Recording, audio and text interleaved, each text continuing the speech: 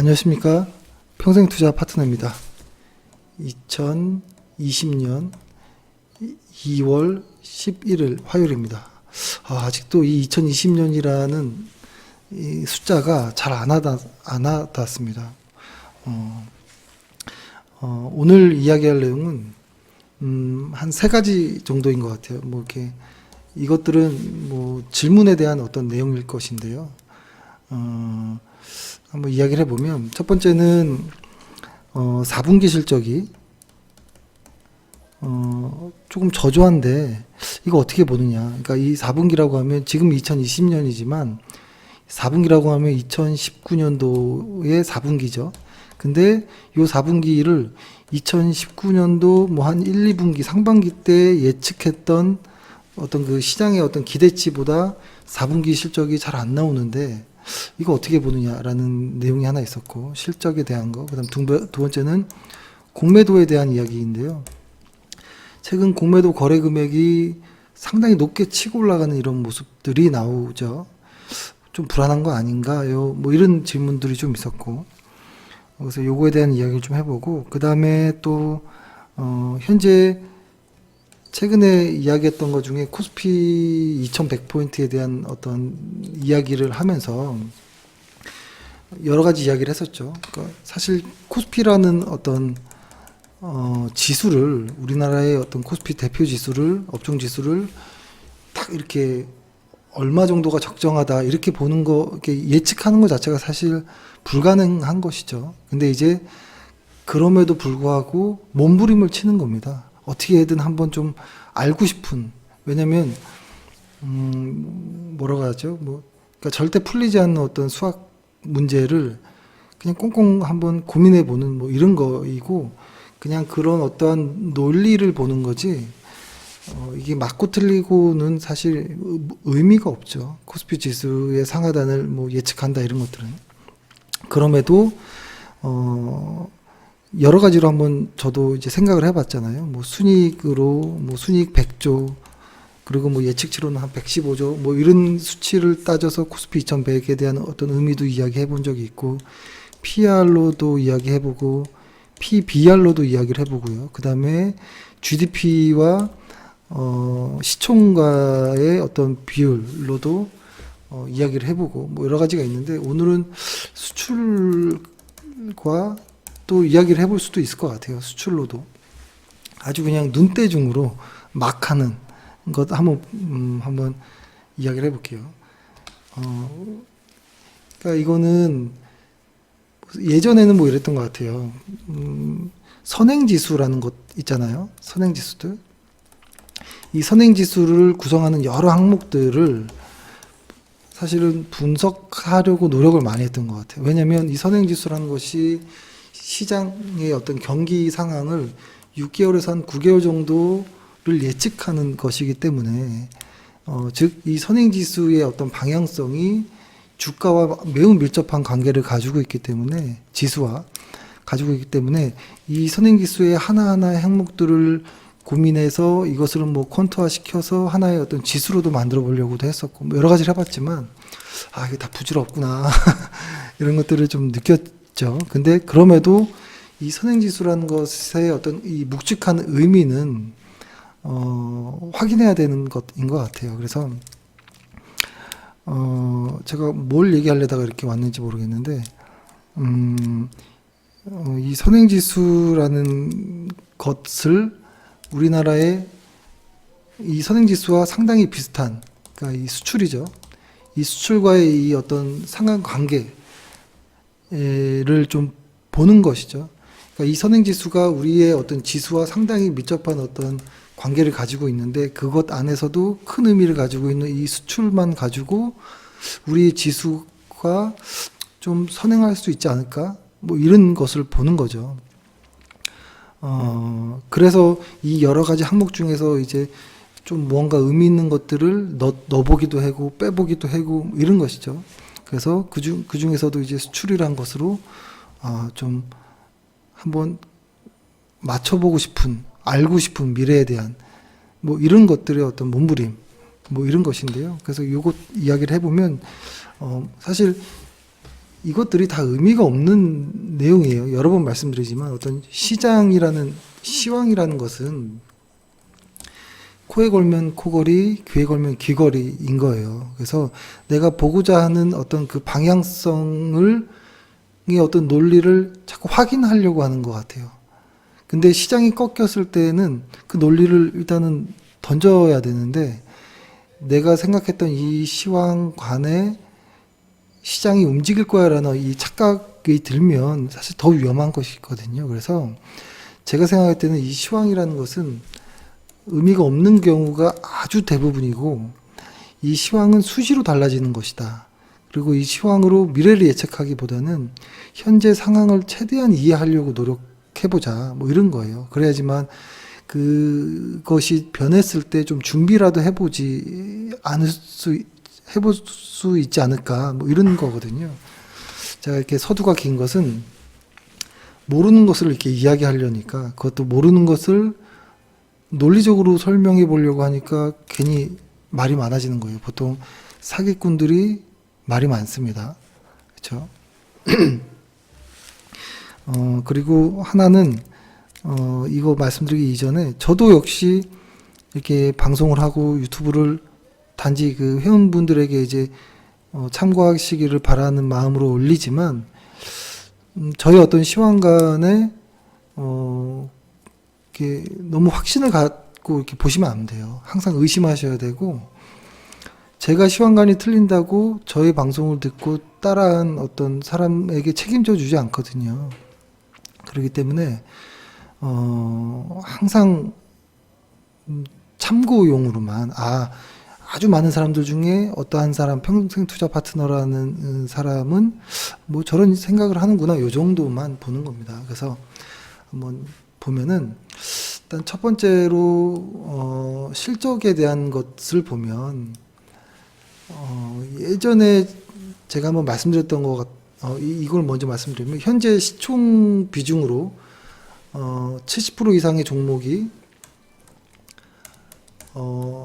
4분기 실적을 완료했습니다. 발표했는데요. 이 발표 종목의 영업이익 전망치가, 이 4분기의 영업이익 전망치가 21.7조 였었는데, 실제 지금 발표하는 것들을 보면 20조 7, 약 한 4, 5% 정도가 하회했죠. 아직 뭐 다 발표한 건 아니지만. 그리고 이게 영업이익이고, 순이익을 보면 뭐 한 13.3조 정도로 예상한다라고 하는데, 실제 발표된 게 보니까 7조 3조. 한 40% 이상이 예측치가 달라졌거든요. 근데 이것들을 특히 4분기는 아주 많이 다릅니다. 뭐 여러 가지 어떤 이유들을 애널리스트라든지 기업들이 이야기를 하지만, 그런 것들을 제하고 보통 1분기 때 으쌰으쌰 하는 이런 목표치와 4분기 때 안 좋은 것들을 다 털고 새로운 분기, 다시 1분기로 나가기 위해서 4분기 때 안 좋은 어떤 회계상 좀 힘든 부분들을 다 이렇게 털어버리는 이런 과정들이 항상 반복되었기 때문에, 보통 4분기 실적은 그렇게 신경 많이 쓰지 않았던 것 같아요. 왜냐면 4분기가 지나고 조금 있으면 다시 1분기 실적들이 나오기 때문에. 그리고 항상 예전에도 말씀드렸지만, 애널리스트 보고서 중에 매출과 영업이익과 순이익 이렇게 보면 항상 회사가 직접 이렇게 공시하는 이 매출과 애널리스트들이 예측하는 이 예상치들이 항상 차이가 나기 마련인데요. 저는 그래도 이 매출은 의미 있게 봅니다. 매출은 회사에서 실제로 공시하는 것과 많이 차이가 안 나는 것 같아요. 1, 2% 정도 안으로 이제 차이 났던 기억이 나고, 그러나 이제 영업이익과 순이익으로 갈수록 이 진짜의 실적과 예측했던 것들이 많이 차이가 났던 것 같아요. 그래서 영업이익과 순이익은 항상 조심해야 되고, 그 중에서도 4분기 때 실적은 특히 더 많이 틀리더라 라는 것을 좀 이해하고 보셔야 된다라는 생각을 합니다. 그래서 지금 4분기 때 실적은 지나간 거라고 보고요. 저는 이제부터 1분기 혹은 2분기 이번에 하반기까지의 어떤 미래 실적이 좀 전망이 밝은 쪽에 집중해야 된다라고 봅니다. 4분기 때 실적이 안 좋게 나왔다라고 해서 내 종목을 던져버리거나 이러실 건 아니고요. 그럼에도 2020년도에 1, 2분기 혹은 하반기의 실적이 좋다라면 지금 자리는 홀딩이겠죠. 그 종목이 실적이. 그리고 이제 그래서 실적에 대한 것들에 대한 의견을 좀 말씀드렸고, 그 다음에 공매도 관련한 내용들을 좀 말씀하시는데요. 전 사실 공매도를 이렇게 웬만하면 좀 잘 안 보려고 하는 편이긴 해요. 근데 말씀이 나왔기 때문에 이렇게 보면은 이 진한색이 공매도의 그 뭐라고 할까요? 거래 금액이라고 보면 되고, 흐린 색이 코스피인데요. 이거를 이제 그대로 볼 필요는 없고, 조금 의미 있는 구간을 좀 이렇게 해서 보면, 이렇게 좀 중요한 데만 보면, 공매도가 이렇게 확확 치고 올라갔던 이런 구간들을 이렇게 보면, 이렇게.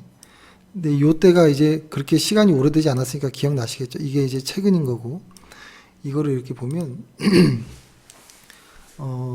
이 시장 상황에 따라 좀 달라요. 이 과거 이전의 요 상황에서 과거의 거가 지금 레포트에는 자료가 좀 부족하긴 한데요. 시장이 아주 강할 때는 오히려 공매도가 약간의 조정을 주는 계기가 되긴 합니다. 시장이 아주 강한 상황이지만 공매도가 증가하면 아주 강한 조정이라기보다는 약간의 조정으로 오히려 그 다음엔 탄력을 주는 이런 경우들이 훨씬 많았는데요. 이렇게 재작년에 이렇게 시장이 안 좋았을 당시 때를 보면, 그러니까 시장이 안 좋을 때는 시장이 계속 안 좋기 때문에 이게 공매도 때문에 안 좋은 건지 외국인의 매도세 때문에 안 좋은 건지 사실 구분하기가 좀 어렵습니다. 이게 분리해서 떼내기가 좀 어렵기 때문에.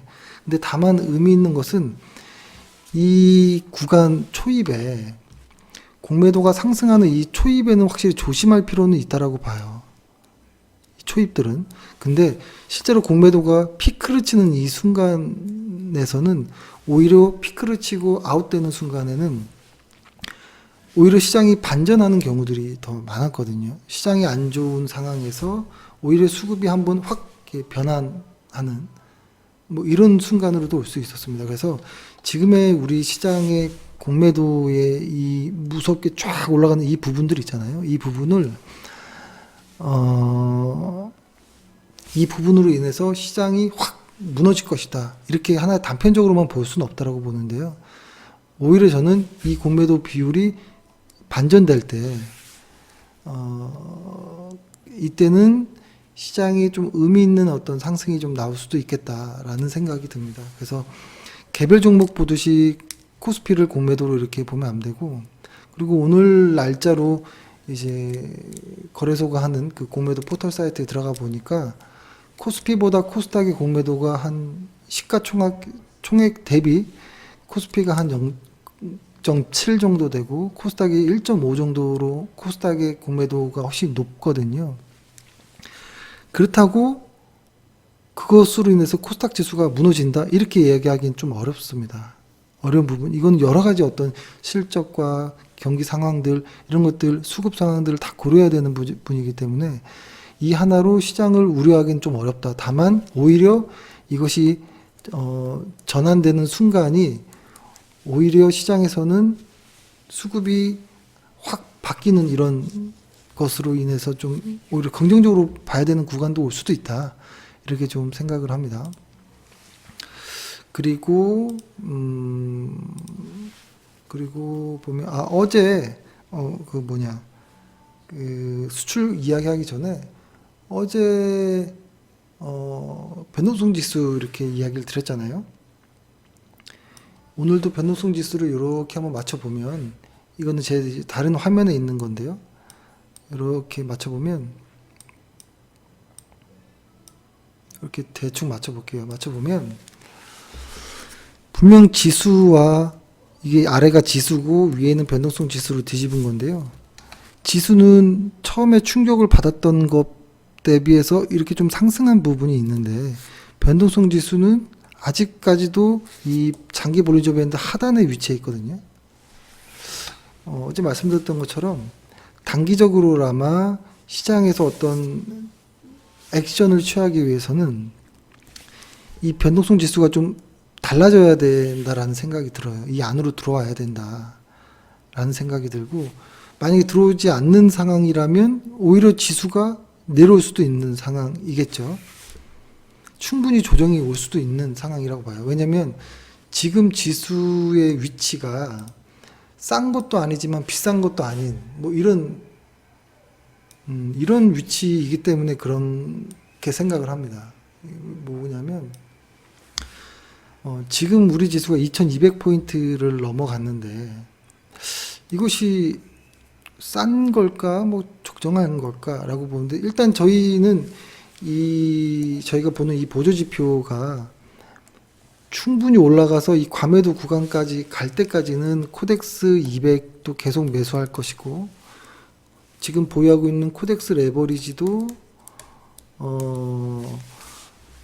웬만하면 홀딩해서 갈 생각이고요. 혹시 조정이 나오면 또 살 생각이기도 합니다.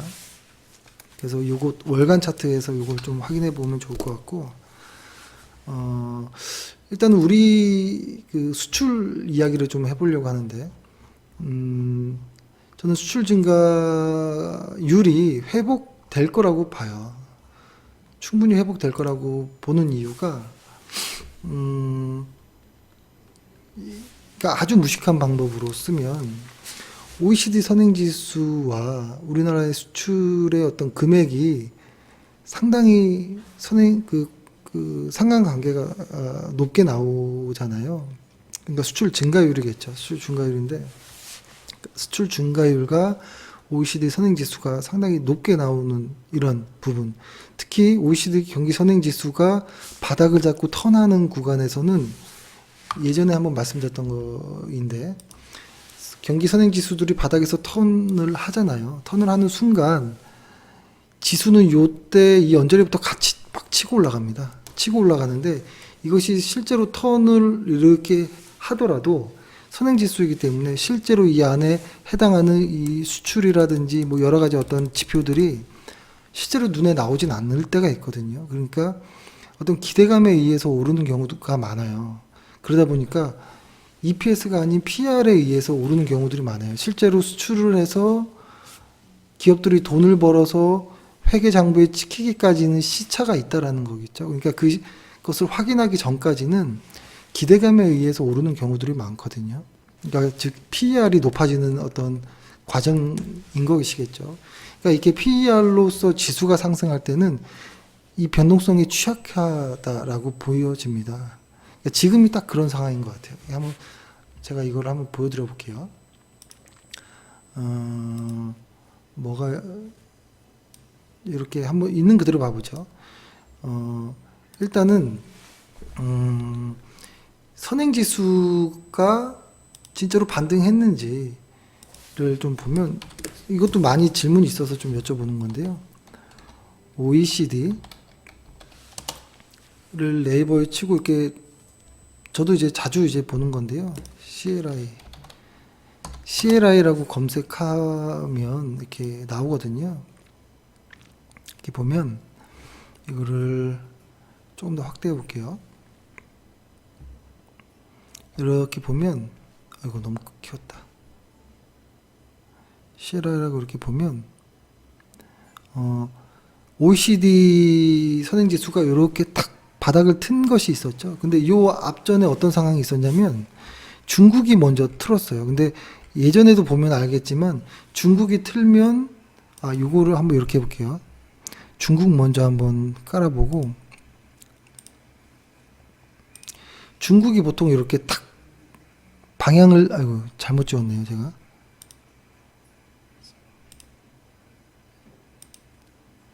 중국이 이렇게 방향을 탁 틀면 한 시차 한 3개월 정도로 두고 한국의 어떤 선행지수가 반등한다라고 말씀드렸던 기억이 나시죠? 한국 지수까지 한번 넣어볼까요? 코리아. 보면 이렇게 잘 안 보이나요? 코리아 이렇게 반등을 했죠. 이렇게 중국과 다시. 아이고, 요즘 너무 스팸 문자가 많이 옵니다. 이렇게 보면 어이구, 이렇게 잘 안 보일 수 있겠는데요. 이 파란색이 차이나거든요. 파란색이 여기는 지금 이게 가려졌는데 파란색이 이렇게 돌고 그 다음에 한국이 이렇게 선행지수가 이렇게 틀어지는 이게 방향을 바꾸는 이런 모습인데요. 이런 상황에서는 보통 이런 상황에서는 지수들은 막 튀어 올라가는 경우가 많은데 수출은 탁 눈에 띌 정도로 좋아지는 이런 것들이 나오지 않아요. 수출 금액도 한번 볼까요? 수출 금액도 한번 보면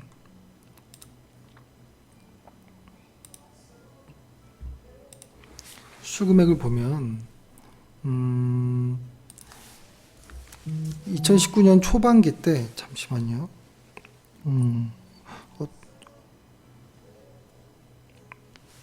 2019년 초반기 때 이렇게 불쑥 튀어 올랐다가 그다음부터 쭉 이거를 조금 길게 볼까요? 지금은 아무튼 500억 불을 회복하지 못한 월 평균으로 회복하지 못한 상황인데 저는 이것을 회복할 수 있다라고 보거든요. 한 5년 정도로 이렇게 한번 봐볼게요. 이렇게 보면 시장이 우리 지수가 한참 확 좋았을 때가 2016년도에서 2018년도 요 언저리까지 였죠. 그쵸. 16년, 그쵸. 요 정도까지였고, 19년도부터 해가지고, 뭐, 너무 안 좋았잖아요. 그쵸. 그쵸. 저도, 지수랑 한번 같이 보면은, 지수랑 한번 볼게요. 코스피 지수를 보면, 이렇게, 코스피 지수가 2017년 말까지 확 치고 가고 2018년도부터는 이렇게 빠지기 시작했죠. 이거를 수출로 이렇게 보면 항상 수출이 좀 늦으니까요.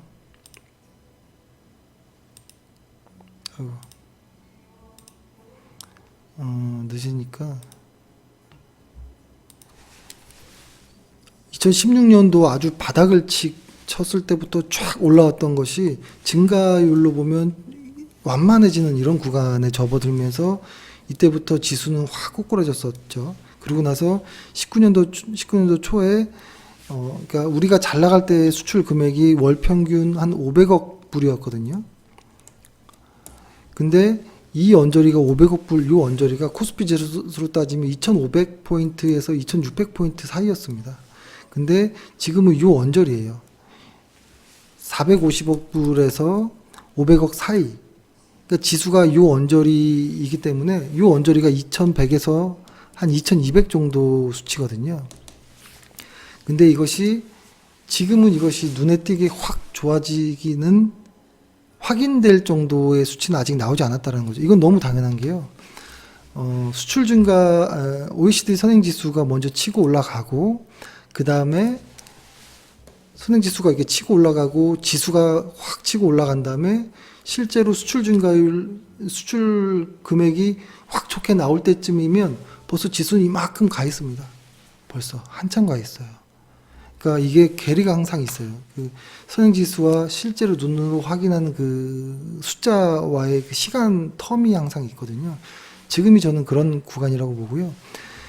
요 언저리 때 그 수출 금액이 한 500억 불 미만이었고, 요 언저리가 한 500억 불 정도였었거든요. 그렇죠? 근데 지금 보면은 수출 금액이 잘 보시면 최근 것까지 나온 거를 이렇게 보면 이 상반기 때보다 2019년 상반기 때보다 지금 올해 이렇게 별로 아직 는 게 없어요. 오히려 저 주는 정도? 하지만 더 이상 하락은 하지 않지만 뭐 감소하는 정도 이런 모습이었거든요. 근데 막상 지수는 요때보다 살짝 더, 그러니까 수출 금액으로 보면 약간 아래이지만 지수는 오히려 좀 위로 가 있는 이런 모습이에요. 그러니까 이 부분은 PER이 높아지는 이런 구간인 거죠. 이런 구간이. 그래서 지금은 어쩔 수 없다고 봐요. 수출 증가, 수출 금액이 실제로 눈으로 확인돼서 잘 나왔네라고 하는 순간 아마 지수는 더 멀리 가 있을 확률이 높고, 그래서 만약에 시장이 좋았을 때 2018년도 정도에 어떤 수출 금액 정도 한 500억 달러 정도까지 회복이 된다면 지수로 따지면은 2,400에서 한 500 사이가 뭐 가능하겠다라는 생각이 드는데요. 거기까지 가려면 시간이 있겠죠. 지금같이 어떤 코로나라는 어떤 악재가 있는 상황에서 PER의 어떤 먼저 움직인 PER이 충분히 흔들릴 수 있다라고 봐요. 근데 시간이 지났을 때는 저는 선행지수처럼 선행지수를 확 꺾어버리는 어떤 상황은 오지 않을 거라고 보거든요. 코로나로 인해서. 그래서 우리 경기가 이렇게 선행지수가 반등하는 것처럼 이렇게 꺾여서 올라가는 와중에 코로나가 발생했다라고 보고요. 이것은 시간이 지나면 이렇게 극복하고 갈 공간이라고 봐요. 그래서 지금은 시장이 흔들릴 때 매수할 수 있다고 봅니다. 지수는. 근데 어제 말씀드렸던 것처럼 지수는 그게 가능하지만 개별 종목은 좀 선별할 필요는 있겠다라는 생각이 들어요. 실제로 시장이 좋아졌을 때 누가 다시 주도주가 될지 모르거든요. 최근에 2차 전지들이 저희도 2차 전지 종목들을 꽤 많이 보유하고 있잖아요. 뭐 타이거 2차 전지도 있고 개별 종목 2차 종목들도 한 4-5개 정도가 있고 꽤 많은 편이긴 한데요. 비중이. 근데 이것들이 시장이 좋아졌을 때 얘네들이 처질 수도 있는 겁니다. 지금은 좋지만. 그래서 일단은 지금 이 혼돈의 시장 상황에서는 막 이렇게 움직이고 싶은 마음은 없고, 어제 말씀드린 것처럼 지수가 흔들린다면 코덱스 200 같은 경우에는 코덱스 200이나 레버리지들은 충분히 뭐 분할 매수할 수 있다라고 생각을 하고, 개별 종목은 지금은 조금 더 지켜보자. 특히 변동성 지수가 회복되기 이전 상황이기 때문에 지금은 무언가를 신규 매수하고 이러기엔 좀 부담스럽다. 그러나 내가 보유한 종목에 충분한 수익이 났다면 그건 개별적으로 이익 실현도 너무 괜찮다. 뭐 이런 생각으로 하고 있습니다. 그래서 최근에는 카페에도 별 재미없는 내용을 올릴 바에 그냥 좀 올리지 않고 소음을 좀 줄이자 이런 생각으로 카페에도 글을 좀 올리진 않고 있는데요. 뭐 그렇습니다. 그래서 정리 한번 해보겠습니다. 보면 일단 4분기 실적은 스치듯 뭐 지나가는 경우들이 많았기 때문에 큰 의미를 두지 말고 1, 2분기에 예상 실적을 좋게 나오는 기업들에 주목하자라고 말씀드리고, 그리고 공매도 관련한 거래 대금이 증가하는 부분은 이것으로 인해서 무언가를 시장의 어떤 추세를 이렇게 보는 것보다 오히려 시장이 반전할 때 오히려 공매도 수치가 피크아웃 할 때 시장에 탄력을 주는 경우들이 많았더라. 시장이 약세장이었을 때 이런 말씀드리고, 그리고 지금의 지수가 바닥에서 이렇게 많이 올라간 부분은 충분히 반영된 것 같아요. 선행지수라든지 어떤 경기 지표들에 대해서 조금 호조를 보이는 좋게 나온 부분으로 인해서 지수가 좀 올라온 부분이 있는데요. 우리 코스피 지수가 더 가려면 이제는 조금씩의 EPS, PER을 완화시켜줄 어떠한 수치가 좀 확인이 조금씩이라도 돼야 된다라는 생각이 들어요. 나빠지면 안 된다라고 보고요. 유지하든지 조금씩 좋아지는 이런 것들, 특히 월 수출 평균 거래 대금이 늘어야 된다고 봐요. 이것이 상당히 중요하다라고 생각을 합니다. 그래서 오늘은 이렇게 해서 방송을 마치고요. 당분간도 시장은 뭐 이렇게 뭐 흔들릴 가능성이 있습니다. 그래서 뭐 이렇게 급하게 뭐 하실 필요는 없고, 지수, 변동성 지수, 환율, 실적들 이런 것들을 그냥 보면서 예, 시간을 좀 시장을 관망하는 이런 자세를 좀 취하도록 하겠습니다. 예, 오늘 고생하셨습니다. 감사합니다.